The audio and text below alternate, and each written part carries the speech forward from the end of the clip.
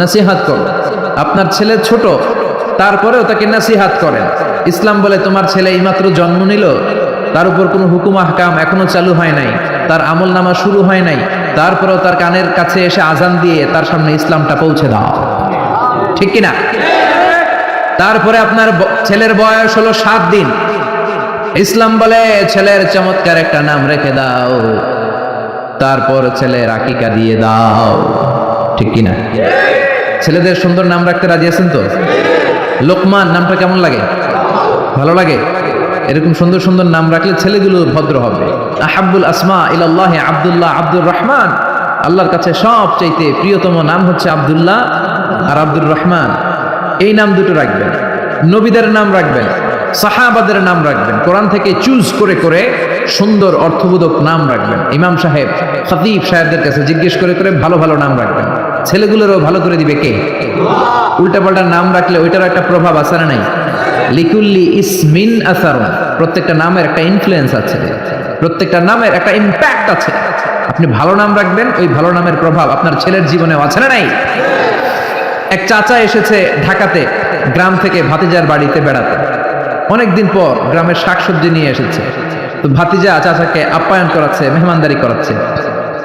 চাচা বলে, ভাতিজা তুমি থাকো শহরে, আমি থাকি গ্রামে, অনেক দিন ধরে তোমার সাথে দেখা হয় না, শুনেছি তোমার একটা ছেলে আছে, একটা মেয়ে আছে, ওদের সাথে তো দেখা হয়নি কোনোদিন, ডাকো না ওদেরকে। তো ভাতিজা ঘর থেকে ডাক দিয়েছে, ব্রাশ ফায়া। ব্রাশ ফায়া শব্দ শুনে চাচা খানা থুইয়া দিছে দৌড়। চাচাও দৌড়ায়, ভাতিজাও পেছন থেকে চাচারে ধরার জন্য দৌড়ায়।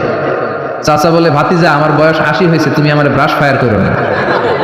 ভাতিজা বলে, চাচা এটা ওই ব্রাশ ফায়ার না, আমার ছেলের নাম ব্রাশ আর মেয়ের নাম ফায়ার। এরকম বিদঘুটে অদ্ভুত নাম সমাজে আছে না নেই? এই নাম যদি রাখেন তাহলে ব্রাশ ফায়ারই হবে। আর এগুলো ব্রাশ ফায়ারই করবে, এগুলো জ্বালাও জ্বালাও আগুন জ্বালাও, এই কাজই করবে, ঠিক কিনা? এজন্য ছোট্টবেলা থেকে কোরআন তুলে দেন, কোরআনের বঙ্গানুবাদ তুলে দেন। স্যামসাং এর ট্যাবে, অ্যাপেলের আইপ্যাডের ভেতরে, দামি মোবাইলের ভেতরে অ্যারাবিক হরুফগুলার বিভিন্ন ইসলামিক লিরিক্স দিয়ে গান পাওয়া যায়, এগুলো ঢুকায় দেন, কোরআনের তেলাওয়াত ঢুকায় দেন। ছোট্টবেলা থেকে যদি কোরআন শিখান, কোরআনটাই হবে আপনার ছেলের জান এবং প্রাণ। আর যদি গান বাজনা শিখান, গান বাজনা হবে জান আর প্রাণ, ঠিক কিনা? এজন্য কোরআন শিখাবেন ছোট্টবেলা থেকেই, ইসলাম শিখাবেন ছোট্টবেলা থেকেই। আমাদের গ্রাম বাংলা একটা কথা বলে, কাঁচা না নোয়ালে বাস পাকলে করে। আপনারা বলেন, কাঁচা না নোয়ালে বাস পাকলে করে, পাকলে করে টাস টাস বা ঠাস ঠাস, যেটাই বলেন। ছোট্টবেলা থেকে ইসলাম শিখাবেন। বড় হয়ে গেলে আর শিখানো হয় না, শিখানো যায় না। আমাদের অনেক প্রোগ্রামে লোকজন পানি পড়ার জন্য আসে, বলে আজারি সাহেব একটু পানি পড়া। তো কিসের পানি পড়া? বলে আমার ছেলের জন্য। কি সমস্যা? আমার ছেলে কথা শুনে না। ও, আপনার ছেলের বয়স কত? হুজুর 30। ওই সর্বনাশ, 30 বছরের পোলার তো পানি পড়া দিয়ে কাজ হবে না। এখন পানি পড়া না, আমার মেশিনে ঢুকাইয়া বাইটা খাওয়াই দিল, পোলা কথা শুনবে না, ঠিক কিনা? এজন্য কাঁচা না নোয়ালে বাস পাকলে করে। ছেলে মেয়েগুলো যখন ছোট্ট থাকে, কাদামাটির মতো থাকে, দেখবেন কামার একই কাদামাটি দিয়ে প্লেট বানায়, একই কাদামাটি দিয়ে জগ বানায়, একই কাদামাটি দিয়ে গ্লাস বানায়, একই কাদামাটি দিয়ে পুতুল বানায়। এখন এগুলো বানানোর পরে যখন আগুনে পোড়ানো হয়, লাল হয়ে যায়, তখন কি আর কিছু বানানো যায়? তখন কি আর শেপ দেওয়া যায়, স্ট্রাকচার দেওয়া যায়, কাঠামো দেওয়া যায়? দিতে গেলে ভেঙে যাবে, ঠিক কিনা? এজন্য যা শিখাবেন ছোট্টবেলা থেকেই, teach your children the Holy Quran. Holy Quran will teach your children everything. আপনি আপনার ছেলেরা কোরআন শিখান, কোরআন আপনার ছেলেরা সব শিখাই দিবে। সুবহানাল্লাহ। এজন্য সাইয়েদনা লোকমান ওনার ছেলেকে ছোট্টবেলা থেকেই কিছু উপদেশ দিলেন, যেগুলো তার মাথায় ঢুকে যায়। ছোট্টবেলা থেকেই যদি ইসলাম শিখান, খারাপ হওয়ার সুযোগ নাই, বেয়াদব হওয়ার সুযোগ নাই, বেনামাজি হওয়ার সুযোগ নাই, রংবাজ হওয়ার সুযোগ নাই, চাঁদাবাজ হওয়ার সুযোগ নাই। এগুলো হবে নামাজি, এগুলো হবে আল্লাহওয়ালা, এগুলো হবে দেশপ্রেমিক। আর যদি ছোট্টবেলা থেকে সারেগামা পাদানিসা এগুলো শিখান, এই ছেলেগুলোই এক সময় দেখা যাবে এগুলোই হবে বাংলা ভাই, ইংরেজি ভাই, অঙ্ক ভাই, এগুলোই হবে এরশাদ শিকদার, পিচ্চি হান্নান, কালা জাহাঙ্গীর, এক একটা বড় ডন হবে, এগুলা ডন, ডন 1 2 3 সব হয়ে যাবে, ঠিক কিনা? এজন্য সাইয়েদনা লোকমান বুদ্ধি করে ছোট্টবেলা থেকেই ছেলেরে জরুরি কথাগুলো শিখায় দিলেন। এখন কে এই লোকমান? সাইয়েদনা লোকমান ছিলেন একজন নিগ্রু মানুষ, কুচকুচে কালো। আফ্রিকার দেশের লোকগুলো কুচকুচে কালো হয়, আপনারা যারা হজ করতে গিয়েছেন নিশ্চয়ই দেখেছেন। আবার এই সমস্ত এলাকার লোকেরা অনেকে সৌদি আরবেও থাকে, তো সৌদিতে, কুয়েতে, কাতারে ওখানেও কিছু নিগ্রু লোক দেখা যায়। তাদের ঠোঁটগুলো হয় পুরু, হাতগুলো হয় লম্বা, কুচকুচে কালো। আমি যখন মিশরে পড়াশোনা করেছি আমি দেখেছি, আমার অনেক আফ্রিকান বন্ধু ছিল কুচকুচে কালো। সাইয়েদনা লোকমান ছিলেন এরকম কুচকুচে কালো। একটু খেয়াল করে দেখেন, একজন মানুষ সাদা হোক কিংবা কালো হোক, এটা আল্লাহ ডাজন্ট ম্যাটার, আল্লাহ এটা খেয়াল করে না। তা না হলে কালো লোকের কথা আল্লাহ কোরআনে তুলে দিতেন না, ঠিক কিনা? ইসলাম বলে কালো আর সাদায় কোনো পার্থক্য নাই, there is no difference between black and white. সাদা কালোয় কোনো ডিফারেন্স নাই, ডিফারেন্স হচ্ছে তাকওয়ার দিক থেকে। ইন্না আকরামাকুম ইনদাল্লাহি আতকাকুম, যার কলিজায় আল্লাহর ভয় বেশি সেই আল্লাহর কাছে সেরা, ঠিক কিনা? এজন্য কালো হওয়ার পরেও সাইয়েদনা লোকমানের কথা আল্লাহ তুলে দিলেন কোরআনের ভিতরে সরাসরি। উনি পেশায় ছিলেন রাখাল, ছাগল চড়াতেন। সারাদিন ছাগল চড়ানোর পরে যখন ঘরে ফিরে আসতেন তখন এরকম হাজার মানুষের মিলন মেলা ওনার ঘরের বাইরে। ওনার মনিব বলে, সর্বনাশ, আমার রাখালের কথা শোনার জন্য এত মানুষ কেন? লোকদের জিজ্ঞেস করলে তোমরা আসছো কেন? সবাই বলে আপনার রাখাল এটা সাধারণ কোনো মানুষ নয়, সে অসাধারণ মানুষ, সে অনেক বড় জ্ঞানী পণ্ডিত ব্যক্তি। মনিব বলে, আমার রাখাল আবার পণ্ডিত হলো কবে? আজকে একটু টেস্ট করি। ইবনু জারির আত-তাবারি ওনার তাফসিরের ভেতরে, তাফসিরে তাবারিতে এই বর্ণনাটা এনেছেন। ইবনু জারির আত-তাবারির নাম শুনেছেন? অনেক বড় মুফাসসির ছিলেন, মুআররিখ ছিলেন, ইতিহাস বেত্তা ছিলেন। ওনার তাফসির বিশাল ভলিউমের তাফসির, আমরা আল আজহারে পড়েছি। ওনার তারিখের গ্রন্থ তারিখ ইবনে জারির অনেক বড় তারিখের ইতিহাসের গ্রন্থ। উনি সারা জীবনে যা লিখেছেন সেটা যদি উনার জীবনকাল দিয়ে ভাগ করা হয় তাহলে দেখা যায় উনি প্রতিদিন গড়ে লিখেছেন প্রায় 85 পৃষ্ঠা। আপনারা 85 পৃষ্ঠা কি ডেইলি পড়েন? আমরা তো 85 পৃষ্ঠা পড়তেও পারি। উনি প্রতিদিন অন অ্যাভারেজ গড়ে 85 পৃষ্ঠা লিখতেন। উনি ওনার তাফসীর ইবনে জারিরে এনেছেন। মনিব লোকমানকে বলল, ইয়া লোকমান ইযহাব ওয়াযবাহ শাতান, যাও একটা ছাগল জবাই করো, ওয়া আখরিজ মিনহা আতিয়াবা মুদগাতাইন, জবাই করে ছাগলের দেহের সবচেয়ে দামি দুইটা অঙ্গ ছুরি দিয়ে কেটে নিয়ে আসো। সাইয়েদনা লোকমান গেলেন, ফা আখরাজা আল-লিসানা ওয়াল কলব, ছাগল জবাই করে ছাগলের জিহ্বাটা আর কলবটা কেটে নিয়ে আসলেন। সুবহানাল্লাহ। মনিব আবার বললেন, ইযহাব, আবার যাও, ওয়াযবাহ শাতান উখরা, আরেকটা ছাগল জবাই করো, ওয়া আখরিজ মিনহা আখবাসা মুদগাতাইন মিনহা, এবার ছাগলের সবচেয়ে নিকৃষ্ট দুইটা অঙ্গ ছুরি দিয়ে কেটে নিয়ে আসো। সাইয়েদনা লোকমান আবার ছাগল জবাই করে আবারও আখরাজাল লিসান ওয়াল কলব, জিহ্বা আর কলব কেটে নিয়ে আসলেন। সুবহানাল্লাহ পড়বেন না? মনিব বলে, মা হাযা ইয়া লোকমান, লোকমান এটা আবার কেমন কথা? সব চাইতে দামি অঙ্গ কেটে আনতে বললাম, জিহ্বার কলব আনলা, সবচেয়ে নিকৃষ্ট দুইটা অঙ্গ কেটে আনতে বললাম, সেবার জিহ্বার কলব আনলা। এবার সাইয়েদনা লোকমান উত্তরে বলে, জিহ্বা এমন অঙ্গ, এই অঙ্গ যদি ভালো হয় এর চেয়ে ভালো আর কোনো অঙ্গ হয় না। আর জিহ্বা এমন অঙ্গ, এই অঙ্গটা যদি খারাপ হয়ে যায় এর চেয়ে খারাপ অঙ্গ দেহে আর হয় না। এই জিহ্বা দিয়ে যদি কোরআন তেলাওয়াত করেন, এই জিহ্বা দিয়ে যদি আল্লাহর জিকির করেন, এই জিহ্বা দিয়ে যদি হকের কথা বলেন, সত্য সাক্ষী দেন, এই জিহ্বা দিয়ে যদি দ্বীনের দাওয়াত দেন, এই জিহ্বার চেয়ে ভালো অঙ্গ আর মানব দেহের মধ্যে দ্বিতীয়টা হতে পারে না। আর এই জিহ্বা দিয়ে যদি মানুষকে আপনি গালি দেন, মুখের কথা দিয়ে যদি কষ্ট দেন, এই জিহ্বা দিয়ে যদি চগলখুরি করেন, গীবত করেন, মানুষের মধ্যে প্যাচ লাগান, সমাজে অশান্তি লাগান, জিহ্বার চেয়ে নিকৃষ্ট না, ঠিক কিনা? এজন্য আল্লাহ বললেন, আলাম নাজআল লাহু আইনাইনি ওয়া লিসানান ওয়া শাফাতাইনি ওয়া হাদাইনাহুন নাজদাইন। ওরে গোলাম, তোরে কি আমি চোখ দেই নাই? তোরে কি আমি ঠোঁট দেই নাই? তোরে কি আমি জিহ্বা দেই নাই? জিহ্বা দিলেন কে? আল্লাহ। দেহের সবচেয়ে নরম অঙ্গ, জিহ্বার চেয়ে নরম অঙ্গ দেহে আর আছে? একটা চুল পড়লেও টের পাওয়া যায়, পাওয়া যায় না? পাওয়া যায় না? ছোট্টবেলা আমরা বলতাম জিহ্বা হইতো মুসলমান, দাঁত হইলো কাফের। আপনারা বলতেন? কারণ দাঁতের ভেতরে যদি কুরবানির গোশত খাইতে খাইতে আটকায়, জিহ্বা দিয়ে ঠেলে ঠেলে বের করা যায়, ঠিক কিনা? যে জিহ্বা দাঁতের উপকার করলো সেই দাঁত প্রায় জিহ্বাকে কামড় দেয়, ঠিক কিনা? এজন্য আমরা ছোট্টবেলা বলতাম জিহ্বা হচ্ছে মুসলমান, দাঁত হলো কাফের। আবার ছোট্টবেলা ছেলে মেয়েরা বলতো কালো পিঁপড়া গুলো হচ্ছে মুসলমান, লালগুলো কাফের। ওই যে কামড়াইতো, এই কারণে। তো জিহ্বাটা এত নরম অঙ্গ, নরম নরম টিস্যু দিয়ে আল্লাহ জিহ্বাকে তৈরি করেছেন। আমাদের জিহ্বার পার স্কয়ার সেন্টিমিটারে টেস্ট বাড রয়েছে 184টা। সেই হিসাবে এই ছোট্ট জিহ্বা দিয়ে আপনি কয়েক হাজারেরও বেশি ধরনের খাদ্যের স্বাদ আস্বাদন করতে পারেন। আল্লাহু আকবার। আবার জিহ্বাটা এত নরম, আল্লাহ বললেন নরম জিহ্বা দিয়ে নরম কথা বলো, ফাকুলা লাহু কাওলান লাইয়িনান লাআল্লাহু ইয়াতাযাক্কারু আও ইয়াখশা। ও মুসা, তোমার মেজাজ দিয়েছি গরম, কিন্তু জিহ্বা দিয়েছি নরম। ফেরাউনের কাছে যখন দিনের দাওয়াত নিয়ে যাবা, গরম মেজাজটা নিয়ে যেও না, নরম জিহ্বা দিয়ে নরম ভাষায় দাওয়াত দিবা, ঠিক কি না? নরম জিহ্বা দিয়ে নরম ভাষায় দাওয়াত দিলে হয়তো ফেরাউনের কলিজাটারেও হেদায়েতের দিকে ঝুঁকিয়ে দিতে পারে কে? এজন্য আল্লাহ বলেন আলাম নাজআল লাহু আইনাইনি ওয়া লিসানা ওয়া শাফাতাইন। আমি তোরে জিহ্বা দিয়েছি, জিহ্বা দিয়েছে কে? আপনি হিউম্যান অ্যানাটমি নিয়ে যদি একটু চিন্তা করেন, একটু ফিকির করেন, আপনি অবাক হয়ে যাবেন যে আল্লাহ তাআলা কেমন করে আমাদের এই শরীরবিদ্যা, এই অ্যানাটমি সেট করেছেন। যেখানে যেই অঙ্গটা দেওয়া দরকার আল্লাহ সেটা সেখানে দিয়েছে।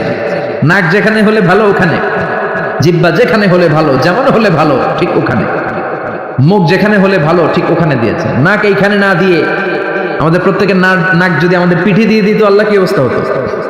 কথা শুনতেছেন? কোনো খাবার খাওয়ার আগে খাবারটা কি ভালো না বাসি হয়ে গেছে ওটা দেখার জন্য পিঠে নেওয়া একটা, ঠিক কিনা? সুবহানাল্লাহ পড়বেন না? চোখ দুইটা দিলেন এত চমৎকার জায়গা, একসাথে দেখা যায়, নাক দিয়ে শোকা যায়, তারপরে খাওয়া যায়। চোখ দুইটা যদি এইখানে না থাকে, মাত্র 2 ইঞ্চি উপরে হইতো। ডান চোখটা যদি এইখানে হইতো, বাম চোখটা যদি এইখানে হইতো, কি হইতো? শীতের বিকালে ফুটবল খেলতে যায়, ফুটবলে হেড দিলেই চোখ দুইটা ডিমের মতো পৌঁছে যেত, ঠিক কিনা? কি আজীব তামাশা, কত সুন্দর সেটিং আল্লাহ। অনেকে বলে কানগুলো আল্লাহ এরকম পেঁচাই দিছে কেন? কপাল পোড়া, মূর্খ নাদান, জানেই না। কানের ভেতরে এই পেছনে পেছনে অংশ যদি না থাকতো, আপনি ইথারে ভেসে আসা কোনো কথাই শুনতে পেতেন না। আচ্ছা, এই কানগুলো আল্লাহ এখানে না দিয়ে আমার ডান কান যদি আল্লাহ ডান বগলের নিচে দিত, আর বাম কান যদি বাম বগলের নিচে দিত, আজকের মাহফিল শোনার জন্য সবার এমনি থাকা লাগতো, এমনি, ঠিক কিনা? কারণ হাত দিয়ে যদি কান চাপা পড়ে থাকে, আজহারী সাহেবের কথা শোনা যাবে? এজন্য সাইয়েদনা লোকমান বললেন জিহ্বা এমন অঙ্গ, জিহ্বা যদি ভালো হয়, জিহ্বার চেয়ে ভালো অঙ্গ আর হয় না। জিহ্বা যদি খারাপ হয়, জিহ্বার চেয়ে খারাপ অঙ্গ আর হয় না। আবার তিনি কলব দেখিয়ে বললেন কলব এমন অঙ্গ, এটাই শ্রেষ্ঠ, এটাই নিকৃষ্ট। এই কলবে যদি আল্লাহর জিকির ঢুকান, এই কলবে যদি আল্লাহর স্থান দেন, এই কলবে যদি মানুষের জন্য ভালো ভালো কথা চিন্তা করেন, কল্যাণের কথা চিন্তা করেন, মানুষের জন্য ভালোবাসা রাখেন, কলবটাই হলো শ্রেষ্ঠ অঙ্গ। আর কলবে যদি আল্লাহরে না বসায় শয়তানরে বসান, এই কলবের মধ্যে যদি শয়তানের জিকির রাখেন, এই কলব দিয়ে যদি মানুষের জন্য হেট্রেট রাখেন, ঘৃণা, হিংসা, অহংকার, এগুলো দিয়ে যদি মানুষের জন্য ঘৃণা পুষে রাখেন, হিংসা পুষে রাখেন, এই কলবের চেয়ে নিকৃষ্ট অঙ্গ আর হতে পারে না। এজন্য কলব শ্রেষ্ঠ আবার নিকৃষ্ট। এজন্য কলবের ভেতরে জিকির ভরবেন কার? আল্লাহ বললেন আলা বিযিকিরিল্লাহি তাতমাইন্নুল কুলুব। দুনিয়ার কোন জিনিস দিয়ে কলব ঠান্ডা হয় না, কলব ঠান্ডা হয় একটা জিনিস দিয়ে, লা ইলাহা লা ইলাহা ইল্লাল্লাহু মুহাম্মাদুর রাসূলুল্লাহ সাল্লাল্লাহু। এজন্য কলবে জিকির থাকবে কার? নাকি কলবে আয়না বসাইবেন? অনেকে আয়না বসাই, কি বসায় না? বলে আয়না বসাইয়া দে মোর কলবের ভিতর বাবারে, বলে বলে। আপনারা বসাবেন না তো? জিকির করবেন কার? মনিব বলে তাই তো আমার এই রাখাল তো যেন তেন কোনো রাখাল নয়, এটা তো অনেক মহাজ্ঞানী রাখাল। মনিব বলে যা রে লোকমান যা, আর আমার রাখালগিরি করার কোনো দরকার তোর নাই, আজকে থেকে তোরে আমি আজাদ করে দিলাম। তোর হিকমতপূর্ণ কথাগুলো সমাজে ছড়িয়ে দে। সেই লোকমানের কথা আমরা শুনবো, পড়ান ইনশাআল্লাহ। আল্লাহ বললেন ওয়ালাকাদ আতাইনা লুকমানাল হিকমাতা আন ইশকুর লিল্লাহ ওয়া মান ইয়াশকুর ফাইন্নামা ইয়াশকুরু লিনাফসিহি ওয়া মান কাফারা ফাইন্নাল্লাহা গনিয়্যুন হামিদ। আল্লাহু আকবার। আমি লোকমানকে হিকমত দিয়েছি। কার কথা? হিকমত শব্দটার সাথে আপনাদের পরিচয় আছে? বলে না যে হুজুর একটু হিকমত নিয়ে কইেন, হুজুর অনেক ঝামেলায় আছে। নোয়াখালীতে মাহফিল কই, হুজুর খালি হিকমত, হুজুর একটু হিকমত দিয়ে বলে। আর কত হিকমত করব? হুজুর একটু হিকমত করেন, হুজুর হুজুর একটু হিকমতের সাথে বইলেন। আপনার বলার দরকার নাই, হুজুর হিকমতের সাথেই বলবে। কারণ আল্লাহ দাঈল, আল্লাহকে বলেছে কথা যখন বলবা হিকমতের সাথে দাওয়াত দিবা। উদউ ইলা সাবিলি রাব্বিকা বিল হিকমাতি ওয়াল মাউইযাতিল হাসানাতি ওয়াজাদিলহুম বিল্লাতী হিয়া আহসান। মানুষের কাছে যখন কোরআনের কথা পৌঁছে দিবা হিকমতের সাথে দিবা, ঠিক কি না? হিকমত অনেক দামি জিনিস ভাই। হিকমত আল্লাহ সবাইরে দেয় না, আর যারে দেয় তার কপাল লাল করে দেয়, ঠিক কি না? ইউতিল হিকমাতা মান ইয়াশাউ ওয়া মান ইউতাল হিকমাতা ফাকাদ উতিয়া খায়রান কাসীরা। আল্লাহ যারে চায় হিকমত দেয়, আর আল্লাহ যারে হিকমত দেয় তারে কল্যাণ দেয়, ঠিক কি না? আবার হিকমতের আরেক অর্থ হলো সুন্নাহ। বিশ্বনবীর দায়িত্ব ছিল ইউআল্লিমুহুমুল কিতাব ওয়াল হিকমা, কিতাব শিখাবে, কোরআন শিখাবে, আর হিকমত শিখাবে। তার মানে বিশ্বনবীর সুন্নাত শিখাবে, ঠিক কি না? হিকমতের বাংলা হলো প্রজ্ঞা। হিকমতের বাংলা কি? ইংরেজিতে বলে উইজডম। খেয়াল রাখবেন, জ্ঞান আর প্রজ্ঞা এক জিনিস নয়। জ্ঞান হচ্ছে নলেজ, ইলম। জ্ঞান খাটানোর কলা কৌশল জানার নাম হচ্ছে হিকমা। নলেজকে কাজে লাগানোর যে মেকানিজম, কর্মকৌশল, জ্ঞান প্রয়োগের বাস্তব কর্মকৌশল জানার নাম হচ্ছে প্রজ্ঞা। যেরকম সুবহানাল্লাহ।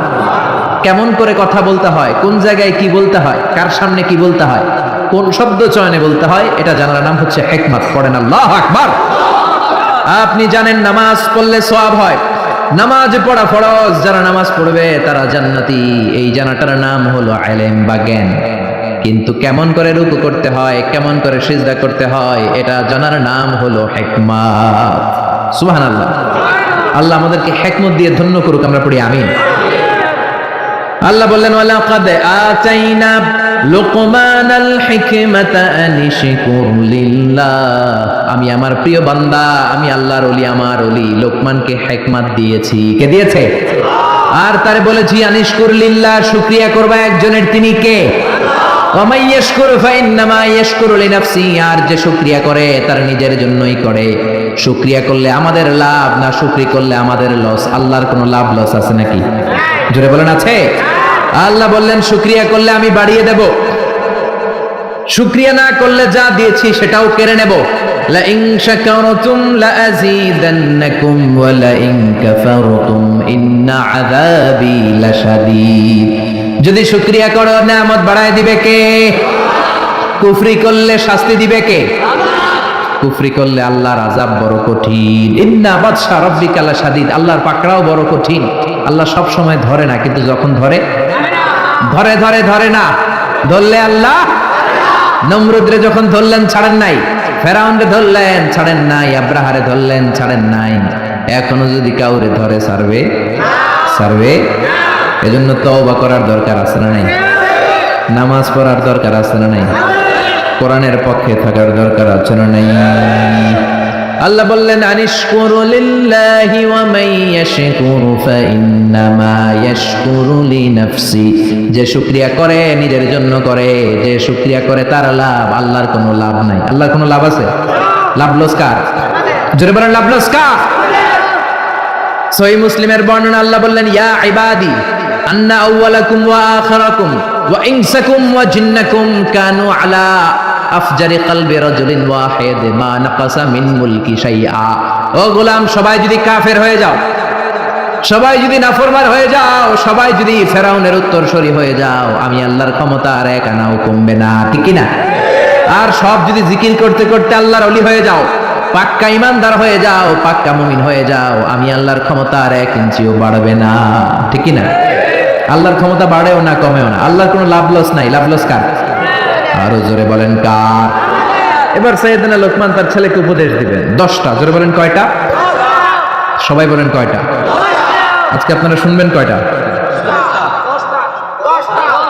শিওর নাকি 5টা শুনবেন? 5টা শুনে আবার ওঠা বসা করবেন না তো? শেষ পর্যন্ত থাকবেন?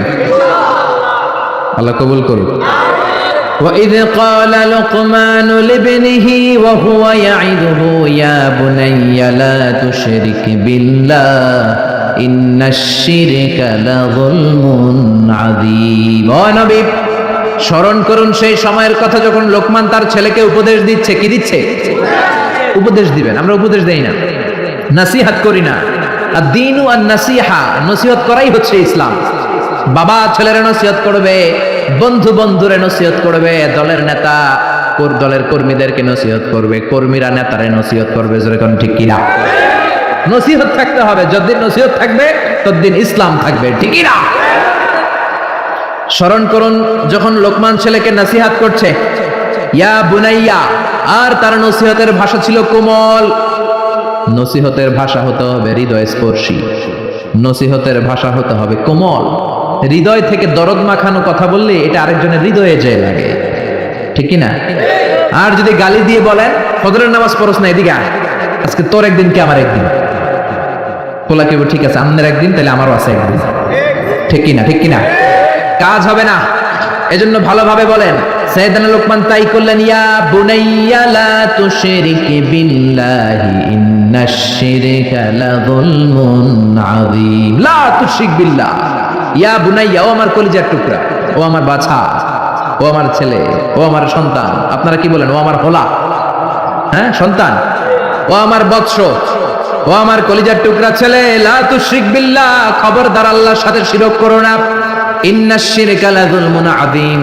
শিরক হলো মহা জুলুম অনেক বড় জুলুম কারণ এই জুলুমটা দুনিয়ার কোনো মানুষের উপর করা হয় না জুলুমটা করা হয় কার উপর যে আল্লাহ আপনার রিজিক দিয়েছে জীবন দিয়েছে সব দিয়েছে আপনি আল্লাহর সাথে শিরক করে আল্লাহর উপর জুলুম করলেন এটা মহা বড় জুলুম চিল্লায় এখন ঠিক না এজন্য ছেলেকে সাবধান করে দিলেন বাবা যারা এসেছেন ছেলেরে প্রথমে শিরকের ব্যাপারে সাবধান করবেন কারণ শিরক হলো ঈমান বিধ্বংসী মারণাস্ত্র এই শিরক এটা এইডস এর চেয়ে ভয়ঙ্কর এটা ক্যান্সারের চেয়ে ভয়ঙ্কর ক্যান্সারের অ্যানসার আছে শিরকের কোনো অ্যানসার নাই এজন্য বিশ্বনবী বলতেন আখফা মিন দাবিবিন নামাল পিপিলিকা যেমনি গুটি গুটি পায়ে মিষ্টির বক্সের দিকে এগিয়ে যায় তেমনি শির গুটি গুটি পায়ে তোমার দেহের ভেতরে ভাইরাসের মতন ঢুকে তোমার ঈমানটারে সারখার করে দেয় এজন্য আমরা যখন নামাজে দাঁড়াই আল্লাহ বলে নামাজ পড়ে পড়িস আগে বল শিরক করস কিনা আমরা বলি ওয়াজ্জাহাতু ওয়াজহিয়া লিল্লাযী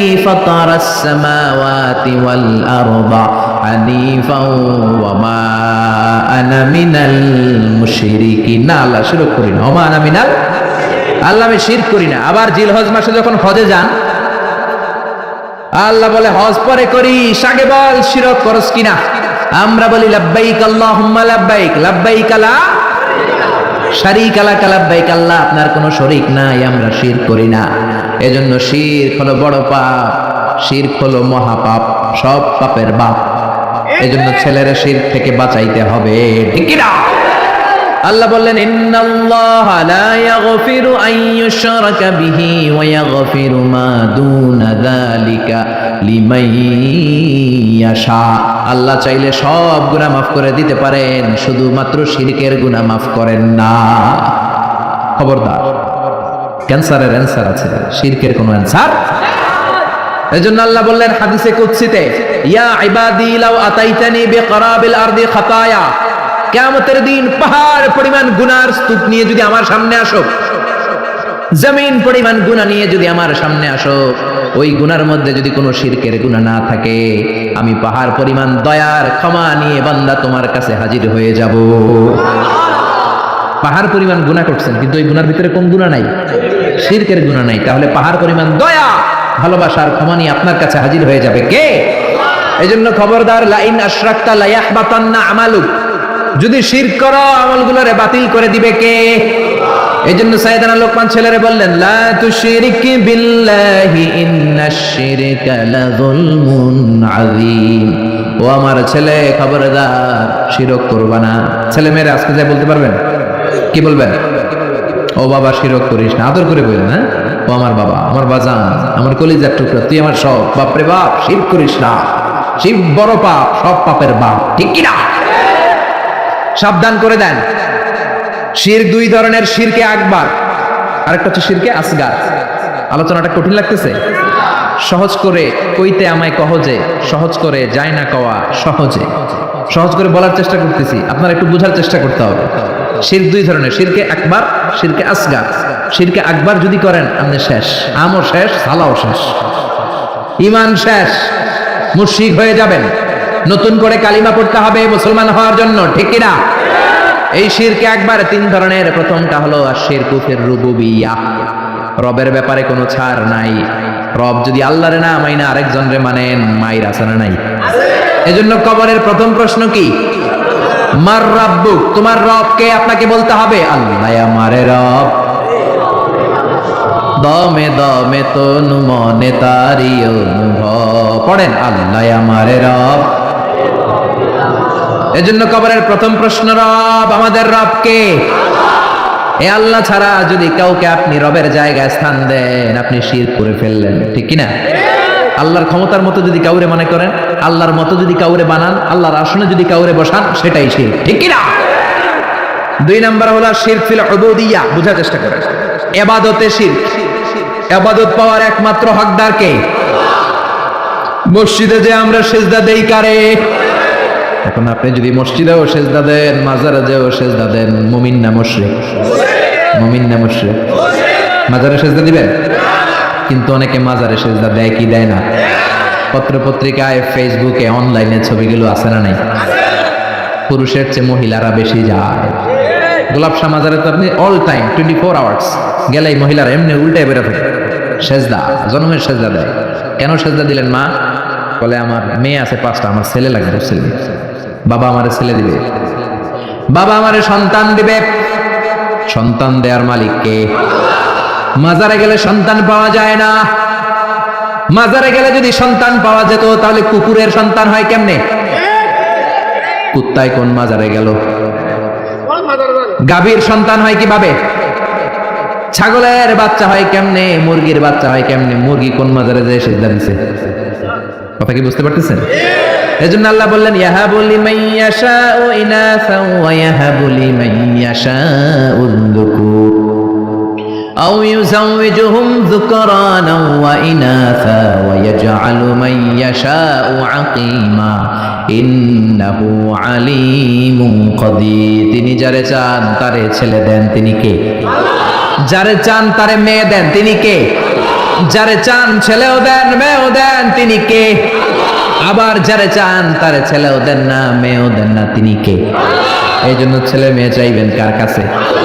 3 নম্বরে আশিরক ফিল আসমাই ওয়াস সিফাত, আল্লাহর নাম যদি আপনি কাউরে ডাকেন, আল্লাহর নাম, আপনি দুনিয়াতে আল্লাহ ছাড়া অন্য কাউরে আল্লাহ বলতে পারবেন? পারবেন? আল্লাহর গুণের মতো করে যদি কাউকে ডাকেন, আমরা অনেক বড় আল্লাহর ওলি আব্দুল কাদের জিলানীর নামের আগে আল্লাহর একটা নাম লাগাই, আবার মাইকিং করার সময়ও দেখি ওনার নামের আগে এই নামটা লাগাই কি লাগায় না? কি নাম? কয় গাউসে পাক। গাউসে পাক কে? কথা বলেন, বোঝার চেষ্টা করেন। গাউস মানে সাহায্যকারী। গাউস মানে কি? গাউসুল আযম মানে মহান সাহায্যকারী। তো আপনাকে সাহায্য করতে পারে কে? চিল্লায় বলেন কে? এজন্য খবরদার, আল্লাহর নামে অন্য কাউরে ডাকা যাবে। আব্দুল কাদের জিলানী শুধু বড়ই আল্লাহর ওলি ছিলেন না, বড় মুজাহিদ ছিলেন, মুফতাকির বিল্লাহ। ওনার সময়কার বাদশাহ ওনার বিরুদ্ধে জিহাদ করেছেন, জিহাদ করে কালিমার পতাকা উড়িয়েছেন। মাইনুদ্দিন চিশতি, খাজা মাইনুদ্দিন চিশতির নামে অনেক কথা বলে, কিন্তু উনি বড় মুজাহিদ ছিলেন। পৃথ্বীরাজ, হিন্দুস্তানে পৃথ্বীরাজের সিংহাসনকে উল্টিয়ে ভারতবর্ষে হিন্দুস্তানের মতো জায়গায় তিনি কালিমার পতাকা গেড়েছেন, ঠিক না? কিন্তু তাদের জিহাদের অবদানের কথা বলে না, সমাজ সংস্কারের কথা বলে না, তাদের উল্টা পাল্টা কারামতের কথা বলে লোকজনদেরকে বিভ্রান্ত করে, যেরকম, ঠিক কিনা? এই জন্য এই শিরকগুলো করা যাবে না। 2 নাম্বার হচ্ছে শিরকে আসগার, ছোট শিরক। এই ছোট শিরক যদি আপনি করেন, আপনি মুশরিক হবেন না, কিন্তু আপনার কবিরা গুনাহ হবে। কি গুনাহ? তওবা করতে হবে, তা না হলে মাফ নাই, যেরকম, ঠিক কিনা? সবচেয়ে জঘন্যতম শিরকে আসগার হলো আর রিয়া। বিশ্বনবী বলেন, আমার ইন্তেকালের পরে তোমাদের ব্যাপারে যেই শিরকে আসগার আমি সবচেয়ে ভয় পাই, সেটা হলো রিয়া। সেটা কি? রিয়া আমাদের মধ্যে আছে না নাই? হজ করছে, হাজী সাহেব না করলে বেড়াইছে ইত্যা যায়। তো হজ করছেন আপনি কারে খুশি করার জন্য? জোরে বলেন। তো আপনি আলহাজ না বললে সেটা জান কেন? আলহাজ নামের আগে লাগাবেনই না, এটা তো আপনার ইবাদত। আল হাজ যদি লাগান, আল মুসল্লি লাগান না কেন? আপনি তো নামাজি, আপনার দরকার আল মুসল্লি, আল মুজাক্কি, as-সাইম, আল হাজ কুতুবুদ্দিন। মানে নামাজি, সাইম মানে রোজা পালনকারী, আল মুজাক্কি মানে যাকাত আদায়কারী, আল হাজ মানে হজ পালনকারী, কুতুবুদ্দিন। ঠিক কি না? একটাও লাগাবেন না। হজ করেছেন কারে খুশি করার জন্য? দুনিয়ার কোনো মানুষের শোনানো দরকার নাই যে আমি আল হাজ। ঠিক কি না? ঠিক কি না? ঠিক কি না? এরকম অনেক শিরকে আজগার আছে আমাদের সমাজে, এগুলো অহরহ। বিশ্বনবী বলেছেন আল হালাফু বিগাইরি ইসমিল্লাহ, আল্লাহ ছাড়া অন্য কারো নামে শপথ করা, কসম করাও শিরকে আজগার। কিন্তু আল্লাহর নাম ছাড়া অন্য নামে কসম আছে না নাই? কয় হুজুর কোরআনের কসম, হুজুর মসজিদের কসম, কাবার কসম, বিদ্যার কসম, মাথার কসম, মায়ের বুকের দুধের কসম। আর কি কি কসম আছে কন্ত?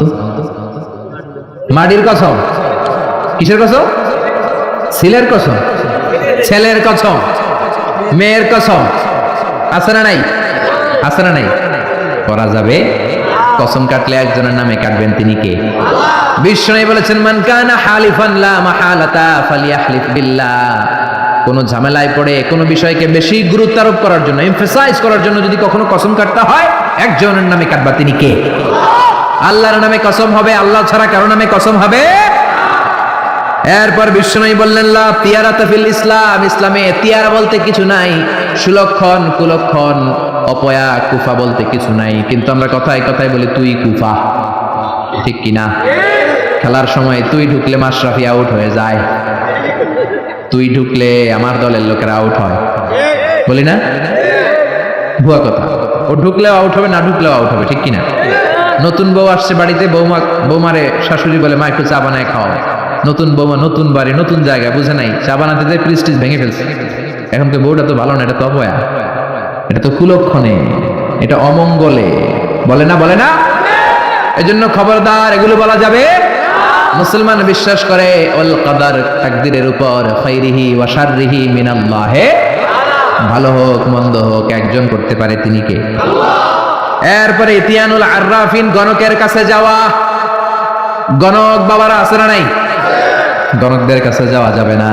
কেউ যদি গণকের কাছে যায়, যে যদি কিছু জিজ্ঞেস করে, ওই জিজ্ঞেসকারীর 40 দিনের নামাজগুলারে বাতিল করে দিবে কে? শুধু জিজ্ঞেস করছেন, যে জিজ্ঞেস করছেন যে আমার একটা সমস্যাটা কি হইতে পারে। গণক তো কোনো ভবিষ্যৎ বলতে পারে না, ভবিষ্যৎ বলতে পারে একজন, তিনি কে? গণকের কাছে যাবেন না। তবে যেতে পারেন এক শর্তে, যে বলবেন গণক বাবা চেম্বার দিয়েছেন কেন, কি হয় এখানে? গণক বলবে আমি সব জানি, আমি ভবিষ্যৎ বলে দিতে পারি, ভবিষ্যতে কি হবে আমি সব জানি। তখনই দিবেন 20 কেজি ওজনের এক থাপ্পড়। থাপ্পড় দিলে যদি সে চটে যায়, রেগে যায়, বলবেন আপনি তো ভবিষ্যৎ জানেন, আমি যে এসে থাপ্পড় দিব তাও তো জানেন, জানি আসে না কেন থাপ্পড়টা খেলেন, কেন দৌড় দিলেন না? ঠিক কিনা? এভাবে গণকদেরকে সাইজ করার দরকার আছে না নাই? বসুন্ধরাতে একটা আছে লিটন দেওয়ান, আছে না? তুলা রাশি, বৃষ রাশি, কর্কট রাশি, সিংহ রাশি, সিংহ রাশি, এরপরে কন্যা রাশি, এরপরে উল্লুক রাশি, ভাল্লুক রাশি, কুত্তা রাশি, বিলাই রাশি, আছে না নাই? আছে না নাই? তারপরে হাতের রেখা দেখে কথা বলে, হাতের রেখায় সব আছে। আপনি যাবেন, ম্যাগনিফাইং গ্লাস ইউজ করে, মানে ছোট জিনিসকে বড় দেখা যায়, এরকম গ্লাস নিয়ে এক চোখ বন্ধ করে এভাবে দেখবে, আর বলবে তোমার হাতের রেখা অনেক ভালো, তুমি সদর দক্ষিণের পোলা, তোমার কপাল ভালো, এই রেখাটা যদি এই দিক দিয়ে ওদিকে যায়, তুমি কিছুদিনের মধ্যে ইনশাল্লাহ সৌদি আরব, তারপরে কয়েকদিনের মধ্যে বিয়ে করতেছে, অনেক টাকার মালিক হবা, তুমি অনেক বড় নেতা হবা, দেদারসে অনেক কিছু শোনায় দিবে আপনাদের। আসলে সে কিচ্ছুই জানে না, জানে একজন, তিনি কে? তারপরে কাইতন বাঁধে, ছোট ছেলে মেয়েদের কোমরের মধ্যে কাইতন বাঁধে না? আপনাদের এলাকায় বাঁধে? তাবিজ ঝুলা, এতগুলা করে তাবিজ, গলায় এতটি, হাতে এতটি, এদিকে এতটি, কোমরে এতটি, তাবিজের ভারেই তো পোলায় অসুস্থ হয়ে যাবে। সুস্থ হবে কি করে?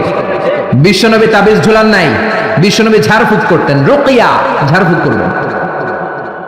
বিশ্বনবী হাসান হুসাইনকে ঝাড়ফুঁক করতেন। বুখারীর বর্ণনা, আউযু বিল্লাহি আউযু বিকালিমাতিল্লাহি তাম্মাহ মিন কুল্লি শাইতানিন ওয়া হাম্মাহ ওয়া মিন কুল্লি আইনিন লাম্মাহ, এই দোয়াটা পড়ে বিশ্বনবী হাসান হুসাইনকে ফু দিতেন। বিশ্বনবী তাবিজ দেখলে ছিঁড়ে ফেলতেন, সাহাবারা তাবিজ দেখলে ছিঁড়তেন, আর আমরা তাবিজ ঝুলাই। তাবিজ আপনার কিচ্ছু করতে পারে না, করতে পারে কে? কোরআনের আয়াত দিয়ে তাবিজ দেয়া যাবে কিনা এটা একটা ইখতিলাফি মাসালা, কিন্তু নিরাপদ হচ্ছে আপনি তাবিজের কাছেই যাবেন না, আপনি ঝাড়ফুঁক করবেন। আপনার এই রাত্রেবেলা জিনেদেরা যাতে আপনি সূরা ফালাক, সূরা নাস পড়ে ফু দেন, আয়াতুল কুরসি পড়ে ফু দেন, জিনের বাদশাহ দিবে দৌড়। ঠিক কিনা? এই জন্য আয়াতুল কুরসি পড়বেন, সূরা ফালাক, নাস পড়বেন। লাবিদ ইবনুল আ'সাম ইহুদিদের মিত্র বিশ্বনবীকে ব্ল্যাক ম্যাজিক করলো। 4 মাস বিশ্বনবী অসুস্থ, নড়তে চড়তে পারেন। বিশ্বনবী 4 মাসে তাবিজ ঝুলায় নাই। 4 মাস পরে সাইয়েদনা জিব্রাইল সূরা ফালাক সূরা নাস নিয়ে নাজিল হয়ে যায়। 2 সূরার মধ্যে 11টা আয়াত। বিশ্বনবীর নিয়ে একটা কুয়ার কাছে যে সাইয়েদনা জিব্রাইল বললেন, ও নবী, কুয়ার ঢাকনা তোলেন, দেখবেন একটা চিরুনি আছে। ওই চিরুনির ভিতরে বিশ্বনবী দাড়ি আর চুল নিয়ে এই লাবিদ ইবনুল আ'সাম ইহুদিদের মিত্র 11টা গিট মেরেছে। কয়টা?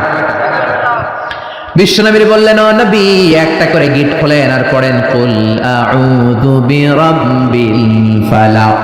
একটা করে আয়াত পড়েন, আপনারে সুস্থ করে দিবে কে? এজন্য সূরা ফালাক সূরা নাস পড়ে ফু দিবেন। জিন ভূতের অশরীর কোনো আত্মা যদি আপনার উপর আসর করে, আসর মুক্ত করে দিবে কে? এরপরে হাতের মধ্যে আজমির শরীফের সুতা বাঁধে, সাদা আর লাল কালারের। দেখছেন? আপনাদের এলাকায় তো নাই না? আছে আছে আছে। খবরদার, যুবকেরা যদি হাতে থাকে ছেড়ে ফেলো। এটার উপর তাওয়াক্কুল করবা না। তাওয়াক্কুল করবা কার উপরে? পরীক্ষার রাতে দেখলাম এক ছেলে আজমির শরীফের সুতা নিয়ে ঘুরে, কিরে পরশ না কেন? কই যে সুতা আছে, সুতা আমার এ প্লাস কে ঠেকাইবো, কে ঠেকাইবো? এই যে সুতা দিয়ে এ প্লাস পাবো। সুতা এ প্লাস দিবে? আপনাকে পড়তে হবে, প্রিপারেশন নিতে হবে, আর তাওয়াক্কুল করতে হবে একজনের উপর। তিনি কে? আর জোরে বলেন, তিনি কে? এজন্য এগুলোর উপর কোনো বিশ্বাস নাই। রাশিফল বিশ্বাস করা যাবে না, গণক বাবার উপর বিশ্বাস করা যাবে না, হাতের রেখার উপর বিশ্বাস করা যাবে না। কারণ হাতের রেখার মধ্যে কোনো ভাগ্য থাকে না। ভাগ্য তো তারও থাকে যার হাত থাকে না। হাত নাই পা নাই এরকম বিকলাঙ্গ মানুষ পৃথিবীতে আছে না? নাই? তো যে লোকটা হাত ছাড়া জন্মালো, ওর ভাগ্য আছে না? সুবহানাল্লাহ পড়েন। একটু চিন্তা করলেই আপনি সব টের পাবেন।